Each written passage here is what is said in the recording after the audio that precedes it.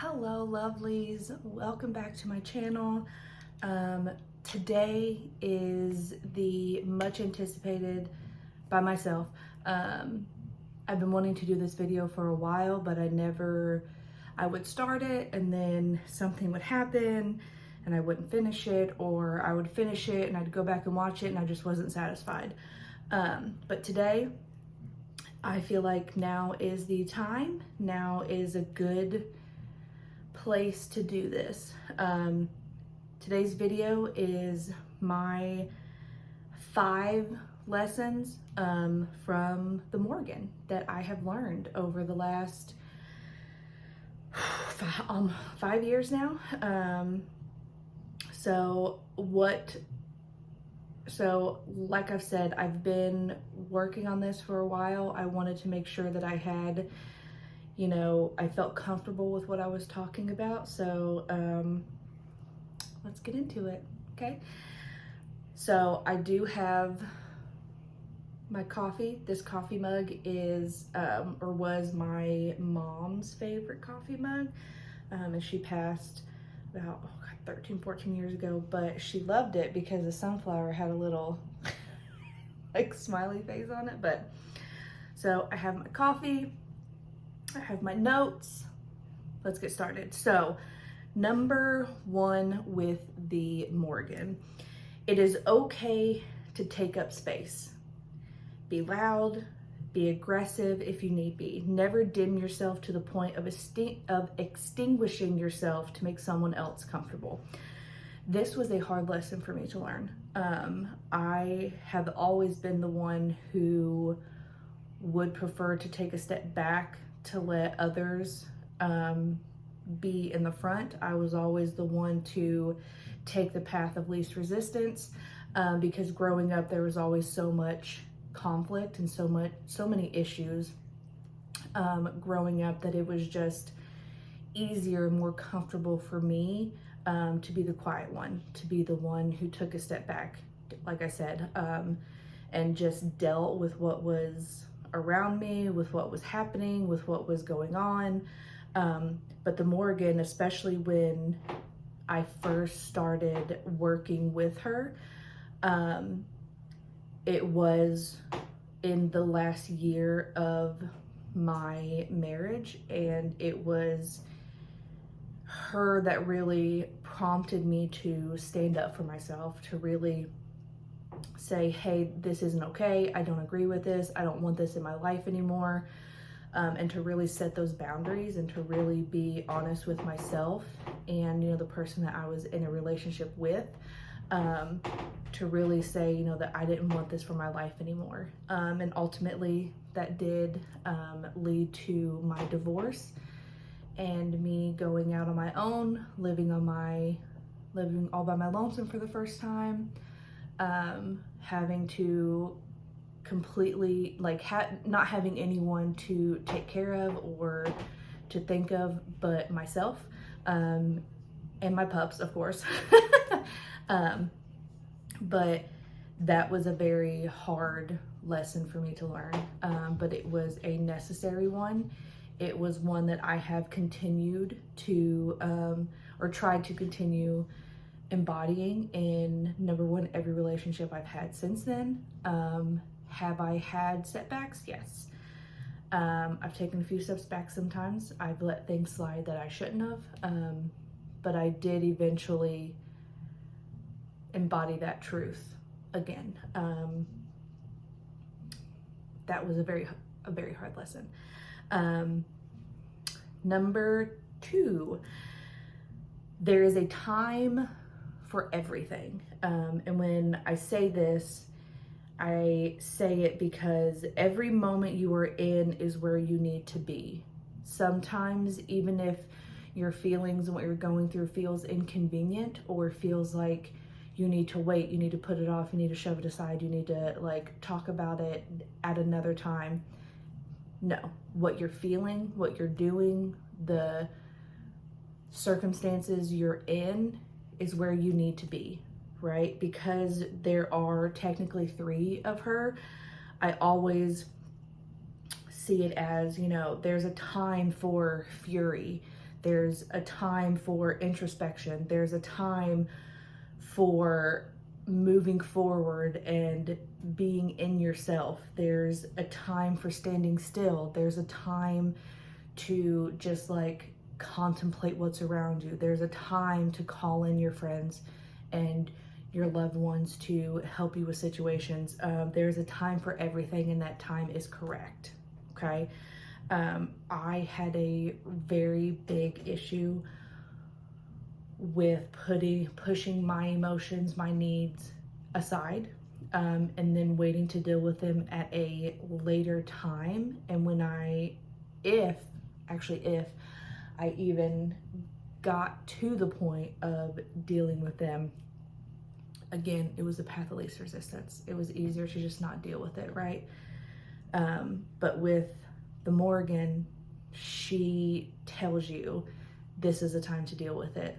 We're gonna deal with it, whether you want to or not. And if you choose to not deal with it right now, I'm going to bother you. I'm going to send you signs. I'm going to do this.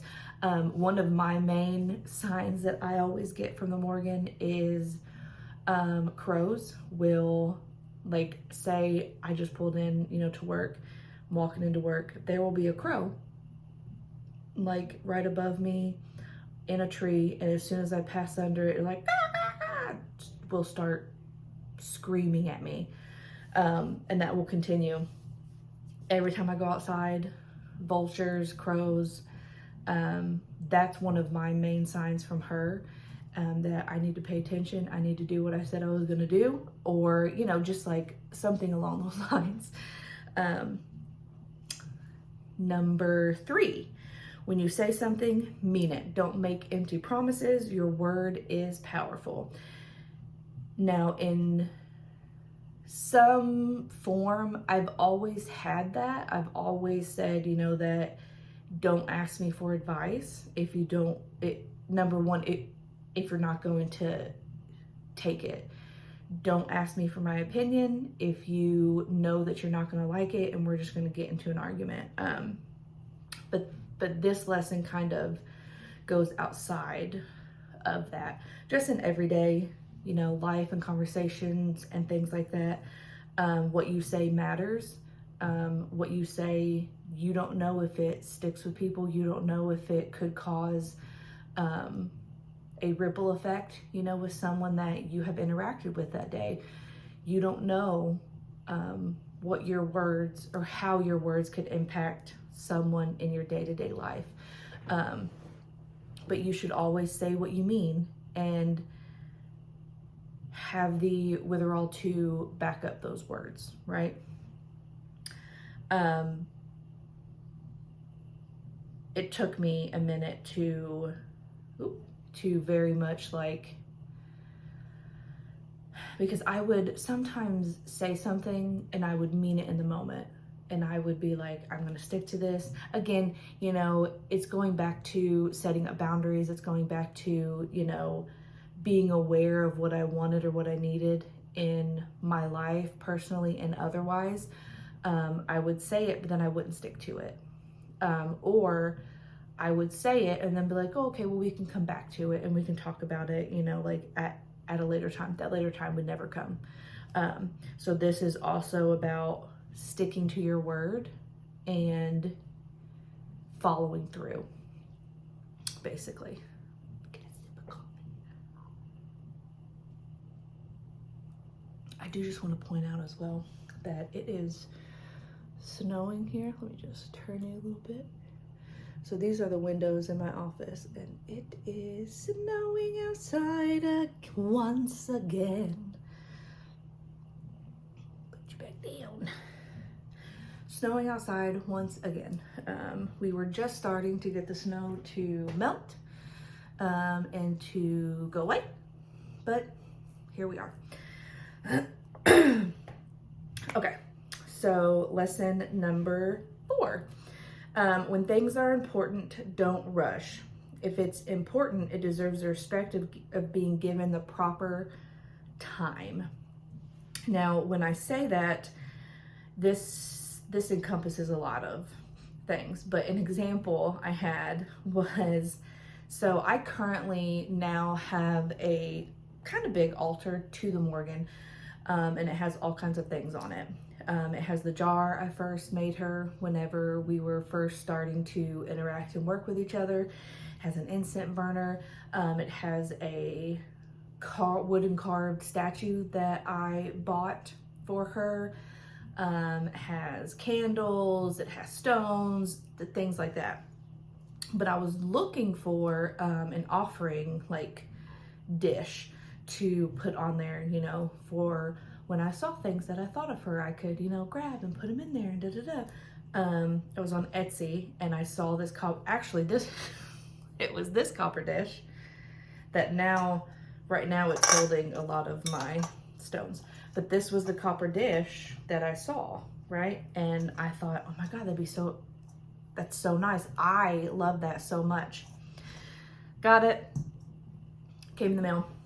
And as soon as I unwrapped it and tried to put it on her altar, I couldn't even put it on there. I went to go and I was like, ugh. And then I kept getting this overwhelming feeling of just like, nope, not on my altar. Nope, nope, nope. And I realized I had bought it in the heat of the moment, and I had just thought, I love it, so I'm gonna buy it. I didn't have like, usually when things are for her, I can be like, oh, the Morrigan would love this. The Morrigan thinks that this is, you know, like nice. The Morrigan. But in that moment, I said, I love this. And then I just assumed, I was like, oh, I want to put it on her altar. No. So I'm currently still looking for an offering dish for her because I will not make that mistake again. So now, my hands smell like copper now. So now that copper dish bowl stays on my altar, and I use it to, like now it holds crystals. I also use it, oh my God, it's smelling so much. Sorry. Use it in ritual, things like that, because it is fire safe. So I do use it in ritual and things like that for myself because I loved it. She did not love it. I loved it.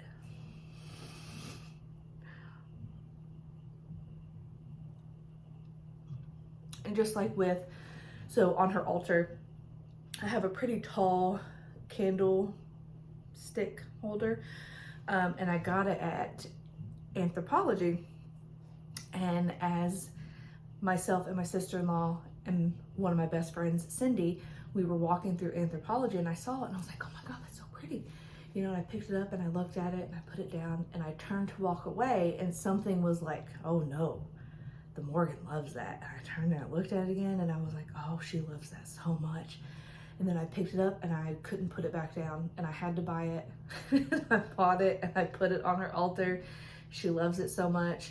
So things like that, you know, if it's important, take the time. Don't just rush and make assumptions on things. Number 5, so I've been working with the Morgan now for about 5 years. And so if you have been involved in or do deity work, you will know that sometimes deities come in to teach you a lesson and then they leave. Some deities come in and they're here. They work with you. They're, you know, like your deity that you mainly work with. They don't really leave. The Morgan is the latter. She's always been here, but sometimes she would almost like fade, more so like at that point in my life. Like I still made offerings to her. I still, you know, wrote my letters to her. I still, you know, did all of these things, but she wasn't like an active, like teaching me lessons or active showing me signs or active, you know, doing things like that. Because just in that point in my life, I didn't really need it, or I was working on what she wanted me to work on, or I was going through something that she wanted me to go through. So she felt like, she didn't really have to be like a presence in my life. But she always comes back. She always, she'll fade and then she'll come back because, sometimes I don't learn my lessons as well as, she would probably like. So sometimes she has to come back, reiterate lessons, teach me new ones, help me have a backbone, things like that, But so that was my last lesson for the Morrigan. She has healed trauma. She motivates me to keep going. She makes me feel empowered. She makes me feel strong. Because when I think of her, if I'm in a situation where I either don't know how to move forward or I'm apprehensive or scared to go down the path that I want to go down, she makes me feel empowered. She makes me feel like, you know what, I'm a bad bitch. I can do this. I have survived a lot in my life, and nothing can really break me down to the point where I don't get back up. I've had a lot of trauma in my life that I have healed from most of it. There's always going to be shadows and, things like that I will have to relook at and re-examine.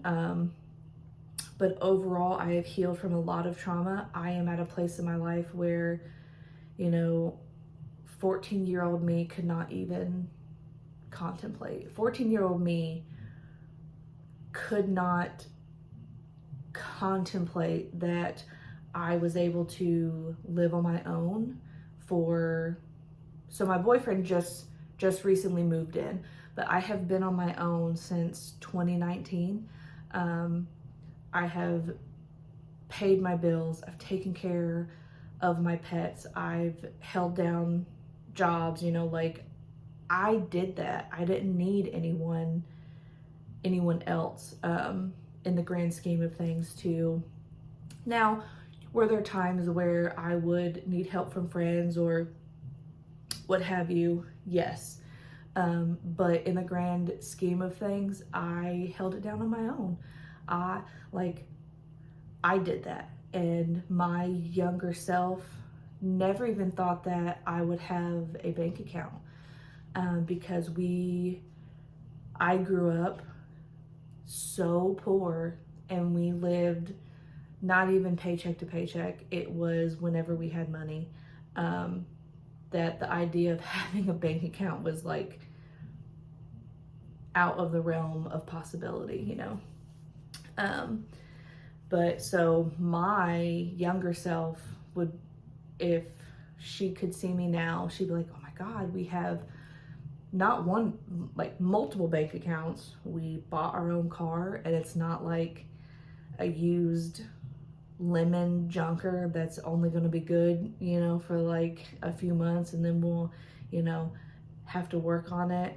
I live in a 2-story, 2-bedroom, townhome. I have a corporate girly job, that I make a decent salary on. She wouldn't know what to do with herself. But sometimes I wish that I could go back and be like, it's not always going to be like this, and you are going to break to the cycle. You're going to break many cycles, and it's going to be hard, but you're going to get to a point where you are going to be like, I did this, and I'm so proud of myself that I have done this. But I did want to talk about as well. So back right as I was dipping my toes into dating work, my friend and I, my best friend, my bestie since middle school, we started a podcast, Craft and Cast podcast. And I just back in 2018.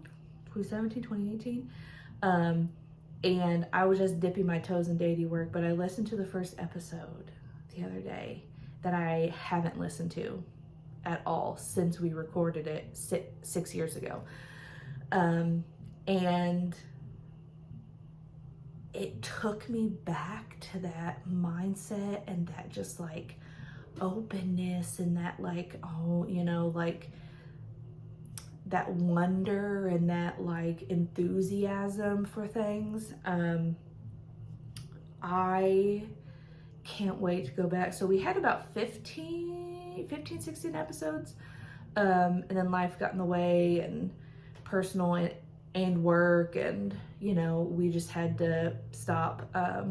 Some of that was my own personal issues, but we had to stop, and you know, all that. But we are contemplating starting it back up, and it's making me excited. Just the thought of going from that place and listening to that first episode, it was like so much is still the same, but yet so much has changed. For example, Bestie was talking about how she at that time identified as a sea witch, and to a certain degree she still is, but she is much more a death witch or like that type of witch than like a sea witch. Does water and sea and all of that still play a part in her practice? Absolutely, but it's not the main focus now. And for myself, I said that I was a green witch or like a nature witch, and in part that is still, again, absolutely true, but I am more of an eclectic witch now with leanings, of course. I do, so my main focus is like herbalism and essential oils and things like that. But I pull from so many different things now. And I have so many different things that I do. I don't think that there is like a singular like label I could put on to it. So I just go with like green eclectic, maybe eclectic green witch. I don't know. But yeah, that's in a nutshell my lessons from the Morrigan. And I really hope that if you ever want to branch into deity work, if you ever want to see what that is all about, I know some people say that you have to have a deity like choose you. That's not always the truth. Did the Morrigan come to me first? Yes. But I know many people who have just researched deities and said, oh, I really like her, I want to work with her. And they've done so, and it's been a very fulfilling and wonderful experience for them. I myself am now tinkering with the idea of adding another deity to my practice. We'll see. The Morrigan will always be head bitch in charge for me. She will always be numero uno. She will always be my main bitch. But there may be room for someone else to come in. Who that someone else is, I don't know, but we will see. But thank you all for coming here and listening to me talk about the Morrigan and our relationship and how much I love her and how much I really can't wait to see where our relationship and our dynamic goes. I am considering doing vows, like for her. But that is something that I have been contemplating for like the past like year, just thinking about it. And I really feel like I'm getting close to that point where I feel like it would be time to take those vows and to be like an actual priestess of the Morrigan. But we'll see. Part of that will be So my tattoo artist that I get my tattoos from, I am going to talk to him about getting a Morrigan tattoo. So I'm pretty excited about that. So that probably would be part of like my veneration of her, is to get a tattoo for her on me. But that's later. But okay, again, thank you so much for stopping in. Thank you for listening to me rant about the Morrigan. If you all are interested, I can go into, I think I made one before and I may link it down below. I did a video quite a few years ago about how I work with the Morrigan with like letters and things like that. I think I'll link that down below as well, but I could go now into more depth about how that has changed now that I have an actual altar, things I do, you know, like on that altar. But just let me know down below. Thank you so much. Blessings and growth. I wish you all the best, and I will see you next time. Bye.